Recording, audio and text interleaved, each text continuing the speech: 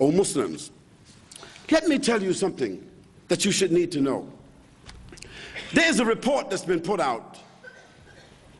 This report has been developed in America. It is what most of the governments in the world today are using as a ruler and a parameter to judge Muslims, to evaluate Muslims, to diagnose Muslims. And let me read to you what they have said concerning us. They, the so-called non-Muslim experts, have politically and ideologically grouped us into the following categories. They said that the Muslims of the world are of basically 4 different kinds. They're talking about Ta'ifiyya now. They are fundamentalists, they are traditionalists, they are modernists, and they are secularists. Let me define those terminologies for you. Fundamentalist means those people who are saying we want to go back to the Quran and the Sunnah. We want to establish the Quran and the Sunnah. We want to follow the 3 generations of Islam. No, we do not want bid'ah. We don't want ghulu. We don't want excess. We want the Islam, the Quran, and the Sunnah in all our actions, and that's it. They call us, those who say that, fundamentalists. Although in Islam there's nothing called fundamentalism. Then there are the traditionalists. These are the people who also say they follow the Quran and the Sunnah, but they hold on to a certain classical tradition. They say we are Wahhabi. They say we are Hanafi. They say we are Shi'i. They say we are Hanbali. They say we are Shafi'i. They say we are Maliki. Although those 4 men, Ahmed ibn Hanbal, Imam Shafi'i rahimahullah, Abu Hanifa, Imam Malik, although those are our fathers, those are our scholars, those are the mujtahideen of Islam and the greatest people who brought dalil to us from those generations, no doubt. But following them blindly as a tradition is what the category here is. People who follow them blindly, and therefore they don't unite with anybody else except those who follow each one blindly. They are called traditionalists. Then there are the modernists. The modernists are those who want to make a new interpretation of the Quran. They want to make a new interpretation of the Sunnah. They want to make a new interpretation of Islam. In fact, they are the people who may want to join all the religions together to have what they call peaceful coexistence. They are the people who call themselves Wahdatul Adyan. That is, they want to join with all the religions together. Hinduism, Buddhism, Christianism, Semitism, so and so and so and so and so. Make it one all religion. It even sounds funny, don't it? Yeah, think about it.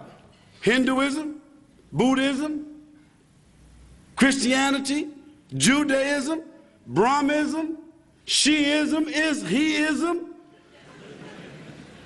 They want to bring all the religions all together with respect, and everybody want to go down the road together. We will overcome. See, that's what we want to do. This is called Wahdatul Adyan, making all, it sounds nice, one world religion. I don't know who would be the head of that, maybe the Pope. They got the most money. Or it might be the mayor of Jerusalem. Or it might be Jacques Chirac. Or it might be Mr. Howard. Or it might be Mr. Bush. Or it might be whoever. We don't know who might become the leader of this new world religion.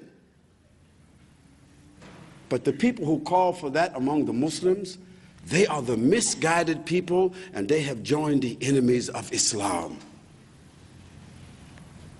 No matter how intellectual they are, no matter how sincere they are, no matter how educated that they are, they have joined the camp of the enemies of Allah subhanahu wa ta'ala, and they have said by doing so that Allah subhanahu wa ta'ala has not given to us the haqq,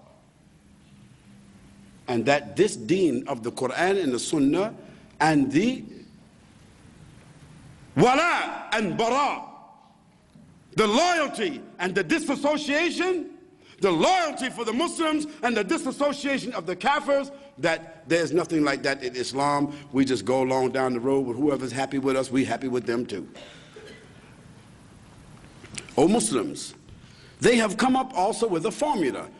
Not only have they classified us, but they have also come up with a formula to deal with every category and how to create hostility and opposition between the different categories.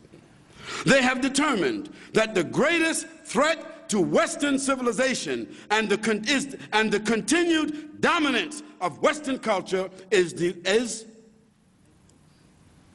to make sure that the Muslims never reestablish a global identity, and that there is no opportunity ever for them to reestablish the Khilafah.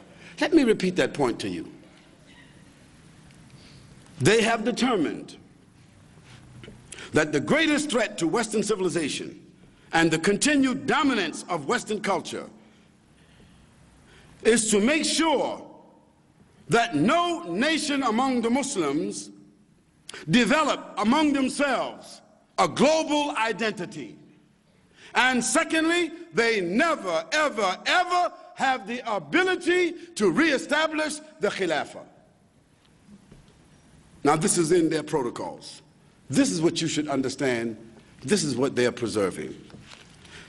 This division is subtle and hidden, meaning that most Muslims wouldn't even know it. Therefore, it is more difficult to recognize than to treat. The non-Muslims who consider themselves as authorities and experts on Islam and Muslims have observed the following. Listen to this, please. The Muslims in the world are divided into the following basic socio-political groups: Asians, Arabs, Africans, those of the Far East, those of the Near East, those of European, American, and Australian backgrounds, although those are of the minority, those of Slavic and Russian backgrounds, although they are also a negligible population, and those of South America. This is what they said. Look how they divide us. Our objective is to polarize these ethnic groups. That means to keep these ethnic groups from uniting together and exploit their cultural differences.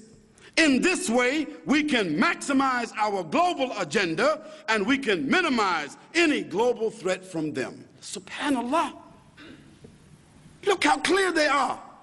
Look how bold they are. Look how blatant they are. And look how accurate they are.